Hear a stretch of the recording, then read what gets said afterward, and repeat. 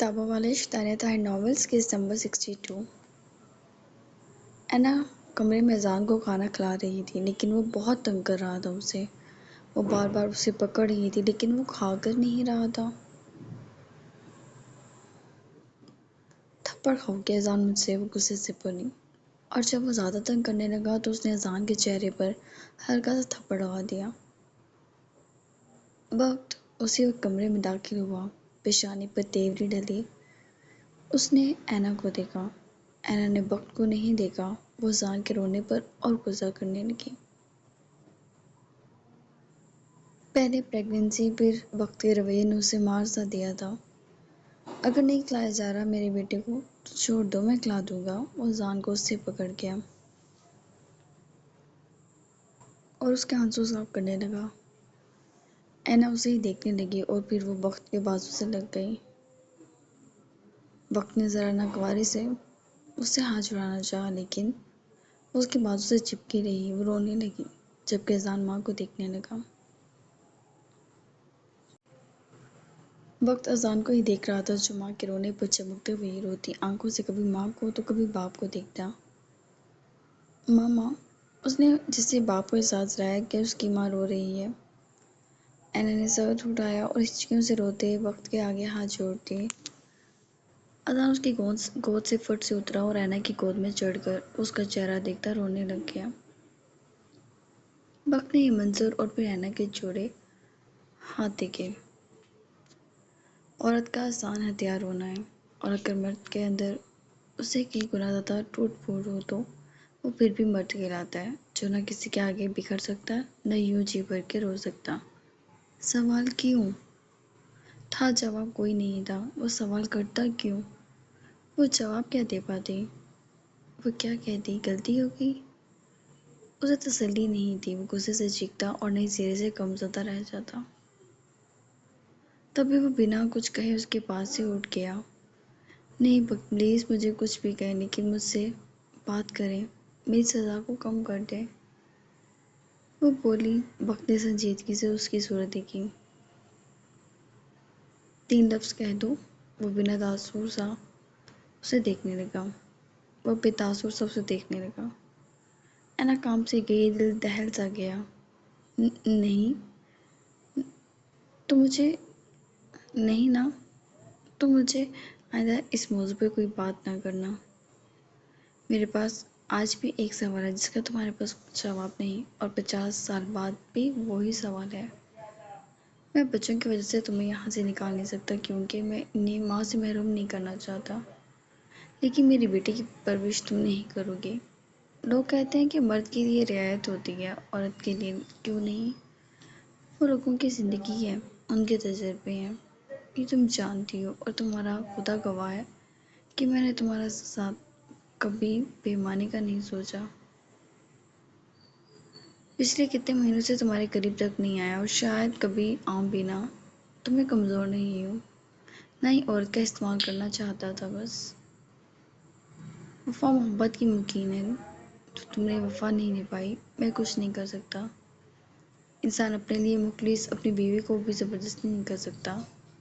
شاید جان خوش قسمت ہے کہ اسے ایک جاہل لڑکی سے محبت ہو گئی، یا پھر سالم چاچو خوش قسمت ہیں کہ انہیں چھوٹی عمر کی لڑکی ملی جس کے دل پر کوڑا کاغذ تھا جو انہوں نے لکھا اور وہ مانتی چلی گئی۔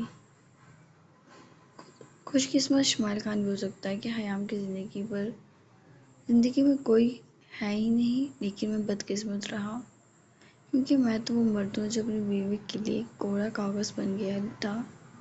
تم سے تو بلال بھی محبت کرتا تھا، وہ تم سے بات تک نہیں کرتا۔ یہ بات حنین کو مت بتانا۔ نئی محبت میں گرفتار ہے، تم اور بلال کو ایک نظر سے دیکھنے لگ جائے گی، لیکن سچ تو یہ ہے کہ میں اس دور سے گزر رہا ہوں، اور میں اینا تمہارے لیے اتنا لاپرواہ ہو چکا ہوں کہ شاید خود کے لیے بھی کہ میری زندگی میں اب کوئی رہے یا نہ رہے مجھے فرق نہیں پڑے گا۔ بات میرے بچوں کی حفاظت تک رکھو، میری اور اپنی بات ختم کر دو۔ میرے بچے تم پالو گی اور میں تمہیں اپنے بچوں کی ماں کی حیثیت سے عزت دوں گا۔ میں اور تم تو عرصہ دراز سے ختم ہو گئے، اب ہمارے بیچ کچھ بھی نہیں ہے۔ تو یہ کوششیں ترک کر دو۔ تمہاری یہ کوشش نہ کرنا، اذان ڈسٹرب ہو رہا ہے تمہارے رونے سے۔ وہ سنجیدگی سے کہہ کے واش روم میں چلا گیا اور اینا وہیں بیٹھ کے نزدیک بیٹھتی چلی گئی۔ کچھ دیر وہ دیوار کو گھورتی رہی اور پھر ہلکا سا مسکرا دی اور پھر ہنسنے لگی۔ اپنی پریشانی پیٹتی وہ خود پر ہنس رہی تھی۔ وہ بات اور کہانی کا اختتام کر چکا تھا، آگے کیا ہونا تھا؟ پھر کچھ بھی نہیں۔ مالا کی طبیعت کی ٹھیک ہونے تک گھر میں کسی شادی کی تیاری نہیں ہوئی تھی۔ مالا کی طبیعت بہتر ہوئی تو گھر میں شادی کا ہلا گولا شروع ہو گیا۔ اسماعیل تو ان کے گھر میں آ کر ٹک گیا تھا۔ وہ سب کے ساتھ مل کر ڈھولکے بجاتا، گانا گاتا اور جہان سب سے زیادہ کڑتا۔ اب کیا وہ شادی کرے؟ کتنے اس کے بھی ارمان تھے کہ وہ بھی ادھم اٹھا دے اپنی شادی پر۔ اسماعیل کو دیکھ کر اس کے موڈ سوئنگز مسلسل جاری تھے۔ وہ بہت جلد گھر میں گھل مل گیا تھا اور سب اس کی بچگانہ حرکتوں پر اور شادی کی خوشی پر ہنستے تھے۔ اس کی ماں بھی وہیں آ جاتی تھی کہ اکیلے گھر میں انہیں احساس ہی نہ ہوتا کہ شادی ہو رہی ہے گھر میں، جبکہ وجدان ہاؤس کی خوشیاں دیکھ کر ان کا بھی دل لگتا تھا۔ ابھی بھی اسماعیل اپنی بے سری آواز میں گا رہا تھا۔ خیام دور کھڑی تھی اور وہ بے شرموں کی طرف اسے دیکھتے گانے لگا۔ ہٹو یہاں سے، تم بہت برا گاتے ہو۔ ہنر نے اسے ڈول کھینچ کر لیا، جبکہ روحا کا بھی یہی کہنا تھا۔ تم لوگ میری آواز کو دل سے محسوس نہیں کر پا رہے، دیکھو دوبارہ سناتا ہوں۔ اس نے کھینچا تو وہ چیخ اٹھی، ساتھ مالا اور رہنا بھی۔ خدارا تم ہٹ جاؤ یہاں سے، دلوں کا تو آج کل آبے کا آبا بگڑ گیا ہے۔ وہ چاروں سے گھور کر بولی، تم چاروں میری بہنیں ہو ہی نہیں سکتی، میری ہونے والی بیوی کے سامنے اتنی بے عزتی۔ بیٹے جب خسروں والی حرکتیں کرو گے تو یہی سنو گے۔ چاند تب سے مالا کے ساتھ صوفے پر بیٹھ گیا اور اس کی شان پہ بازو رکھ کر خود سے نزدیک کر دیا۔ اب تو بولے ہی نا، جب میری شادی شروع ہوئی ہے ایسے جل بھن رہی ہیں جیسے میں نے آپ کی بہن سے بولی تھی۔ وہ ہاتھ اٹھا کر لڑ پڑا، جبکہ خیام منہ پر ہاتھ رکھ کے پیچھے ہنس رہی تھی۔ اور یہ آپ نے خسرا کسے بولا ہے؟ وہ مچل کر اٹھا۔ او ہیلو، پانی کم چاہے۔ جہاں نے بازو چھوڑے۔ اچھا بس رک جائیں، آپ میرے بھائی کو کچھ نہ کہیں۔ لیکن تمہاری آواز بالکل اچھی نہیں ہے اسماعیل، مالا بولی۔ خیام کی وجہ سے وہ مالا کی بہت عزت کرتا تھا، کیونکہ خیام مالا سے بہت اٹیچ تھی اور مالا بھی اس کے چھوٹے بھائی کی طرح اسے ٹریٹ کرتی تھی۔ یا اسماعیل غصہ بنا گیا اور مڑ کے خیام کو دیکھا، جو بیچاری سی صورت بنا گئی کہ وہ بھی اس سب کی بات پہ اتفاق کرتی ہے۔ وقت پہ وہیں کھڑا تھا، اذان کو گود میں اٹھائے اور مالا کی گود میں تو ارجیل صاحب تک ٹک ہی نہیں رہے تھے۔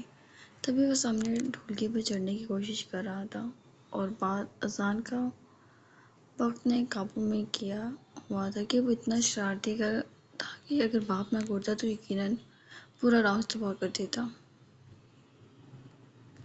اور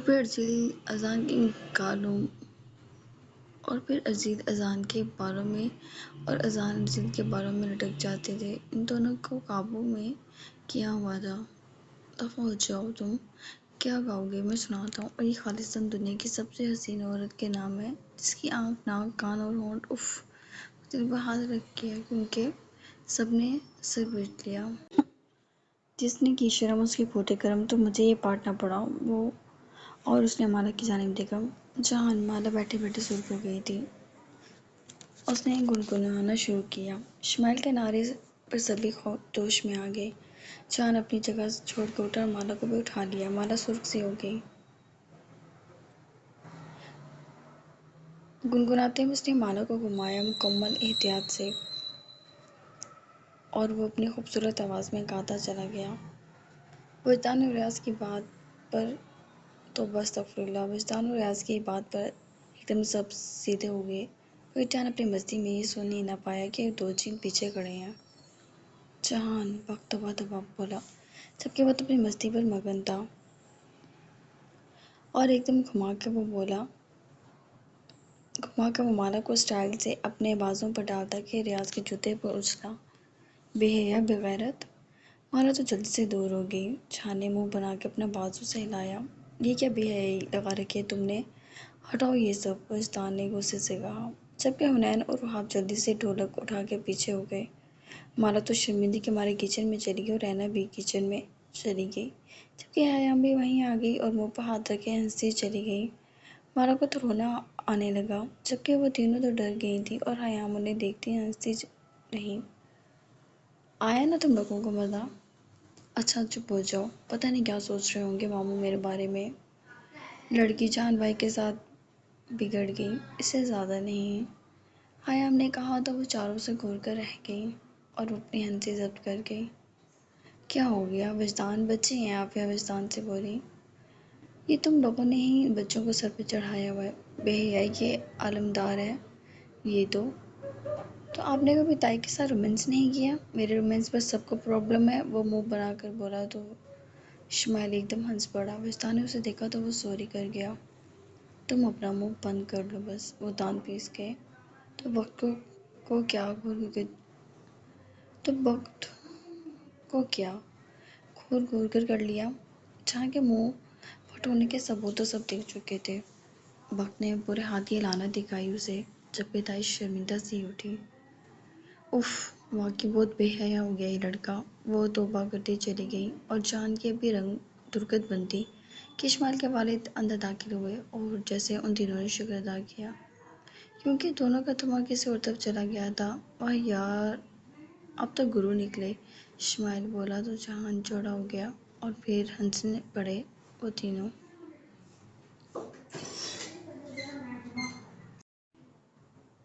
حیام کی مہندی بہت شورغل سے ہوئی تھی، اسماعیل تھک کر ایک دم اس کے پہلو میں بیٹھ گیا۔ تھکتے نہیں ہیں آپ یہ سب کر کے؟ حیام نے ایک نظر اسے دیکھا۔ اسے خوشی کہتے ہیں ویسے، وہ سکون سے اس کی آنکھوں میں دیکھتا بولا۔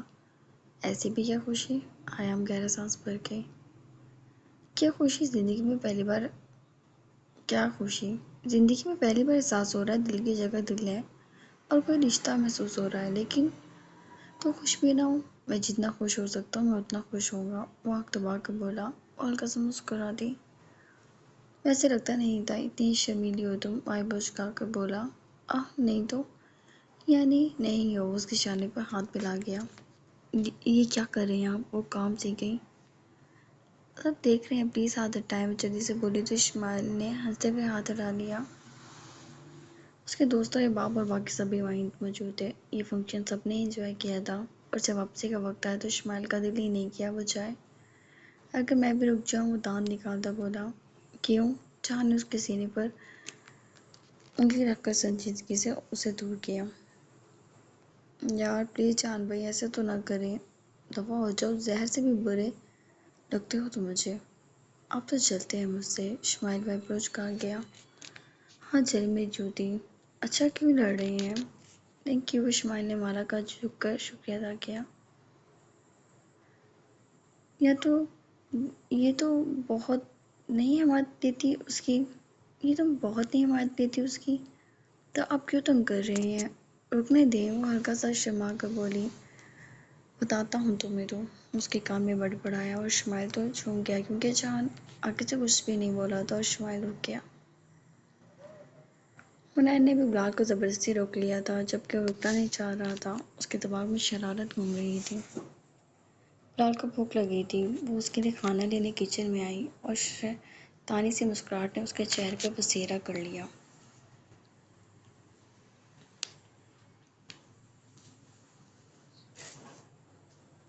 اس نے کھانے میں ایکسٹرا مرچیں بھری اور سالن میں چمچ چلا دی۔ وہ تیز گرم کر کے روٹیاں لے کر وہ کمرے میں آ گئی۔ بلال بیڈ پر لیٹا موبائل یوز کر رہا تھا۔ تھینک یو، وہ سیدھا ہوا اور حنین مڑ گئی۔ نہیں میرا پیٹ بھرا ہوا ہے۔ اس نے دیکھا بلال نے لقمہ منہ میں رکھا تھا اور ابھی رکھا ہی تھا کہ پوچھنا۔ یا اللہ، حنین کی ہنسی چھوٹی اور بلال نے سرخ نگاہوں سے اسے دیکھا۔ ایک دم وہ بھاگی کہ بلال نے اسے اپنی سمت کھینچا اور حنین اس کے نزدیک بیڈ پر گری اور بلال نے اس کے ہونٹوں پر اپنے مرچوں سے تپتے ہونٹ رکھتے قید کر لیے۔ وہ تڑپ اٹھی۔ کچھ دیر بعد اس سے جدا ہوا تو وہ سو کرتی اس سے دور ہو گئی اور پانی کی طرف بھاگی۔ کہاں؟ اس نے اپنی آنکھوں سے بہتے آنسو صاف کیے۔ یہ مجھے پانی پینا ہے، وہ بیچارگی سے بولی۔ ایسی کی تیسی تمہاری جینا حرام کیا ہوا ہے تم نے میرا۔ اس نے اسے پانی تک پینے نہ دیا اور سب سے پہلے اپنی بگڑی بیوی کی وجہ سے دروازے کو لاک کیا۔ حنین منہ بسوڑ گئی جبکہ بلال بدلے پر اترنے کی ٹھان چکا تھا۔ اینا نے وقت کے ہاتھ میں پان پکڑا دیا۔ وقت نے پان کی سمت دیکھا اور سوالیہ نگاہیں اٹھائیں۔ میٹھا ہے، وہ سالم چاچو لائے تھے تو مجھے لگا آپ کو اچھا لگے۔ وہ بولی، مجھے نہیں پسند۔ اس نے سائڈ پر رکھ دیا۔ میٹھا کھانے سے پیار بڑھتا ہے، وہ آہستگی سے بولی۔ بہت پیار تھا کہ تمہیں جدوجہد کی ضرورت نہیں تھی کہ مجھ میں بڑھے۔ وہ تنزیہ تیر اچھالتے لیٹ گیا جبکہ اینا لب دبا گئی۔ دوسری طرف روحاب نے پان کھولا اور منہ میں رکھتے کہ سالم نے وہیں اس کا چہرہ پکڑ لیا۔ کیا مسئلہ ہے، کھانے دینا، مل کے کھاتے ہیں۔ وہ روحاب کی فرمائش پر ہی پان لایا تھا۔ آنکھ دبا کر بولا، اف کتنے گندے ہیں آپ۔ وہ اسے دور رونے لگی۔ تھوڑا بہت۔ اس نے پان منہ میں رکھا اور اس کے ہونٹوں پر جھکا۔ روحاب اسے دور کرتی رہ گئی لیکن وہ اسے دیوار سے پن کر گیا۔ سالم، وہ اپنا چہرہ ہٹا گئی۔ اس کے گال سرخ ہو گئے تھے۔ سالم ہنس دیا۔ وہ اس کے گالوں پر ہونٹ رکھے تو وہ اور سرخی پھیل گئی۔ اف، مجھے گندا نہ کریں سالم، وہ چلائی لیکن بے سود۔ کوئی خاص فائدہ نہیں ہوا کیونکہ اب آج اس کے پان کھانے کا ارمان جو نکالنے کی ٹھان چکا تھا۔ جان، آپ بہت بھاری ہیں، مالا بے بسی سے بولی۔ جان ابھی بے باک سی جسارت کرتا کہ اس کا موبائل بجنے لگا۔ کون کمبخت ہے؟ اوہ ڈیڈ، وہ مسکرایا اور مالا اسے دور کرنے لگی کہ جان نے تیوری گھمائی۔ جی ڈیڈ، وہ بولا جبکہ مالا اپنے لبوں پر ہاتھ رکھ گئی۔ کیا ہے اس کی کوئی آواز ماموں جان تک نہ پہنچے کیونکہ جان حرم تو بے شرم ہو ہی چکا تھا۔ جہان البتہ یہ منظر انجوائے کر رہا تھا۔ ریاض نے اس سے کوئی ضروری بات کرنی تھی کام کے متعلق۔ وہ بنا ہی سوچے کہ وہ مصروف بھی ہو سکتا تھا، اس سے باتیں کرنے لگے۔ مالا کے لیے ناممکن سا ہو گیا تھا اس سے خود کو بچانا۔ جی ڈیڈ، سن رہا ہوں۔ وہ خماری میں اس کی گردن پر جھک گیا اور مالا کے ہونٹوں پر اپنے بھاری ہاتھ رکھ کر اسے دیکھنے لگا۔ بے بس سی ہوتی وہ نہایت حسین لگ رہی تھی۔ جان نے موبائل پیچھے کیا۔ یہ تمہاری بہترین سزا ہے۔ وہ اس کے کان کی نوک کو کاٹا محسوس ہوا۔ جان، مالا نے رحم طلب نگاہوں سے اسے دیکھا۔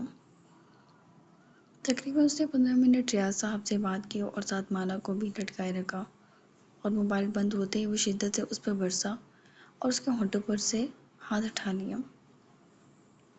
آپ بہت برے ہیں، بہت برے۔ ماموں کو پتہ چل جاتا، وہ منہ بسوڑ کر بولی۔ ہاں تو وہ سمجھتے، لڑکی بڑی بے شرم ہے۔ جان، وہ اس کے بازو پہ تھپڑ مار گئی۔ جان کی جان، تم پہ پورا جہان قربان۔ وہ شدت سے اسے خود میں بھیج گیا جبکہ مالا ہنس دی۔